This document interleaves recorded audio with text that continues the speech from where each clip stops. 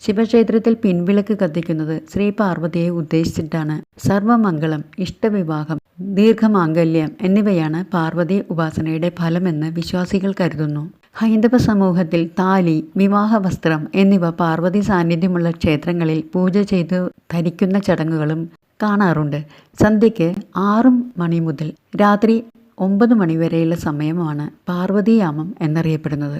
ദേവീ പുരാണങ്ങളിൽ ആദിപരാശക്തി ശിവന് ചുറ്റും പലവിധ ഭാവത്തിൽ തൻ്റെ ശക്തിയെ ആവിഷ്കരിക്കുമ്പോഴാണ് ശിവൻ സ്പന്ദിക്കാൻ പോലും ശക്തനാകുന്നത് എന്നാണ്.